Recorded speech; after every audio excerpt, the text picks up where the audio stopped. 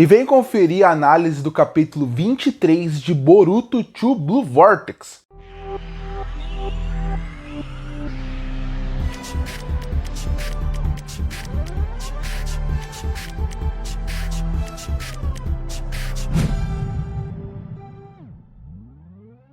E o capítulo 23 começa com o Mitsuki e o Konohamaru tendo um diálogo. O Mitsuki, inclusive, está no seu formato sábio, algo que eu acho incrível. Deveriam usar mais, explorar mais, que eu acho fantástico.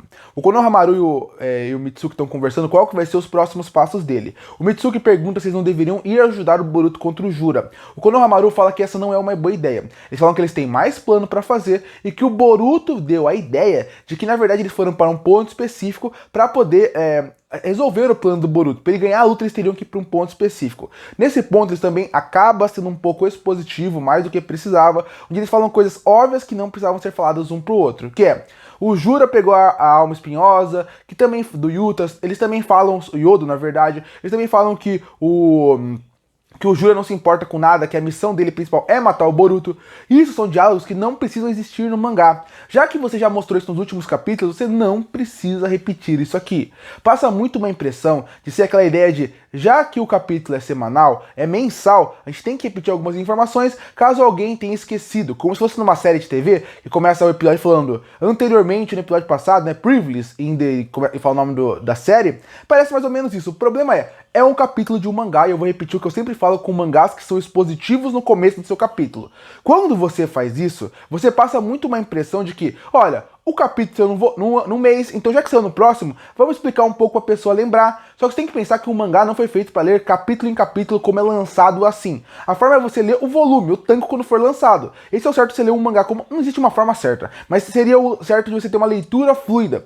E eu penso que isso não vai funcionar quando tiver num tanco. Porque quando você tiver no mangá como um todo, no volume na sua mão, você vai ver tudo acontecer e na página seguinte tem alguém explicando uma coisa pro outro. É meio estranho, mas pelo menos mostra o que esses dois personagens vão fazer. Logo depois disso, continua a luta do Jura contra o Boruto. Descrever a luta não é muito meu forte quando eu falo análise, porque eu acredito que isso vale mais a pena ser lido. Então eu vou falar rapidamente o que eu achei desse começo de luta. Eu gosto muito de como o autor de Boruto, que não é o Kishimoto, ele é muito bom em desenhar algumas lutas. Quando ele tem muitos personagens em tela, eu acho que ele se confunde muito em organizar a tela para deixar tudo muito fluido. Quando tem um contra um, ele é muito bom em desenhar a luta. Quadro a quadro, cena a cena, você consegue entender perfeitamente como foi feito o golpe, aonde ele foi feito e o poder que ele tem. E aqui é interessante até porque a gente consegue ver um Boruto muito mais fraco. Visivelmente o golpe que o Jura deu nele acabou realmente atingindo o Boruto de uma forma que ele não consegue mais reagir como ele reagia antes. Mas na última hora, quando eles ainda estão lutando, o Boruto consegue arrancar a mão do Jura. Isso não é suficiente, porque já que ele tem uma planta de uma árvore, ele consegue fazer a mão reconstruir. Mas mesmo assim, é legal ver essa luta, principalmente pelas páginas, como elas vão sendo fluidas ao longo de toda a luta. Mas como eu falei, essa luta, ela ainda é muito a favor do Jura. O Boruto continua muito enfraquecido. Então toda a luta passa muito a impressão de que o Boruto usa todos os mecanismos que eles podem fazer, enquanto o Jura, ele acaba só brincando com o Boruto. Tanto que você pode ver que o Boruto dá toda a sua vida, tudo que ele pode para tentar acertar um golpe no Jura, e o Jura com ele tá discutindo qual é o melhor golpe que ele deveria usar, como se ele estivesse treinando com o Boruto. Como de certa forma ele estivesse treinando qual que é o seu poder mais forte mais pro futuro. Isso é interessante para mostrar a diferença de poder de um pro outro. Logo depois mostra que o Konohamaru e o Mitsuki chegaram no lugar que o Boruto pediu para eles chegarem. Logo depois disso a batalha continua, o Boruto mesmo enfraquecido consegue acertar alguns golpes no Jura que não são tão fracos, até forçando o Jura a ter que lutar um pouco mais sério. Lutando um pouco mais sério, o Jura quase quebra a espada do Sasuke, que é, na verdade, a espada que ele deu como professor para o Boruto. O Boruto acaba recebendo um golpe e ele acaba desmaiando. Nessa hora, foca no Koji e na Ida, e você vê que eles estão discutindo como aquela luta é impossível de se ver, e o Koji realmente percebe que realmente o futuro que ele viu vai acontecer e o Boruto vai morrer. Mas de última hora, algo misterioso acontece na sua cabeça, e ele percebe que, na verdade, ele tá vendo um novo futuro. Ele tá vendo que aquele futuro que ele imaginou está sendo mudado por algum motivo que ele não sabe.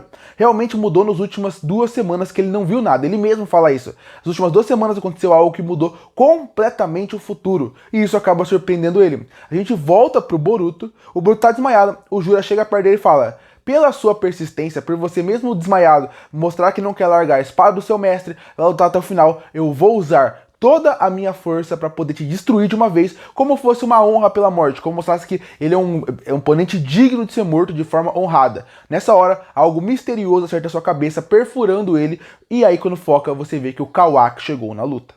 E com o Kawaki aparecendo, o Koji realmente vê mais um pouco do futuro, e aí ele fala que ficou 2 semanas sem ver se o futuro tinha mudado. Logo depois disso, ele fala que nem ele conseguiu prever esse futuro, porque ele é novo. A gente foca no Konohamaru e também no Mitsuki, e parece que a Delta chegou na batalha e a Delta tá do lado deles. Logo depois começa Kawaki versus Jura. Uma luta bem interessante porque, de novo, o autor consegue desenhar muito bem o 1 contra 1, consegue mostrar muito bem como a fluidez deles vão acontecendo.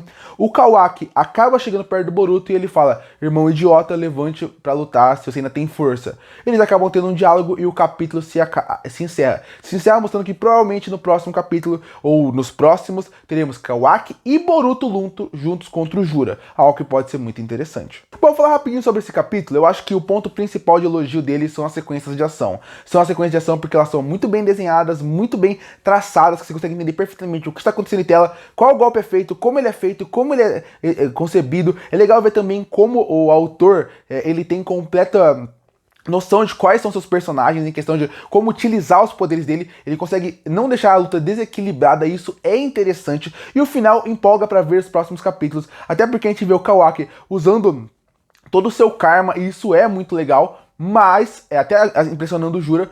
Mas existem 2 fatores desse capítulo que não me agradam. O primeiro fator seria realmente a exposição que eu falei no começo. O outro fator seria essa ideia do futuro ser mudado e o Koji não perceber. Por que eu não gosto disso? Porque, óbvio, isso é óbvio, o Boruto não vai morrer. Dificilmente ele vai morrer até o final da obra. E o que acaba acontecendo?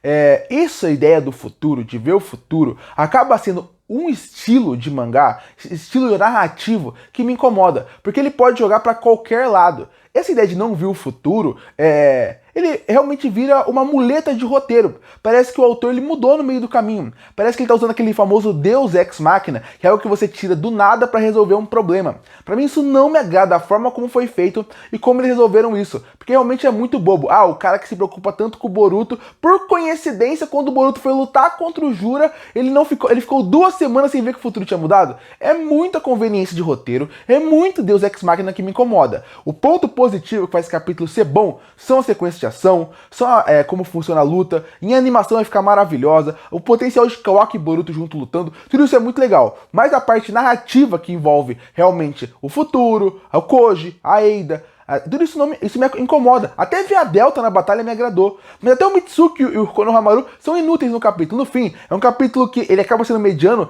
pelo em volta da luta. A luta é fantástica, como ela é feita e em tudo sua volta. A parte da história me incomoda um pouco. Sendo um capítulo, pra mim, bom, mas poderia ser ótimo se não tivesse esses pequenos detalhes que vão me incomodando em Boruto como um todo. Até quando eu gosto de Boruto em alguns pontos, você vê que o autor consegue vir e estragar na parte de narrativa. Curta e fortalecer o canal, se inscreve para não perder os próximos vídeos. E aí, o que achou do capítulo 23 de Boruto 2 Blue Vortex? Gostou ou não? Comenta aqui embaixo. Eu volto no próximo vídeo.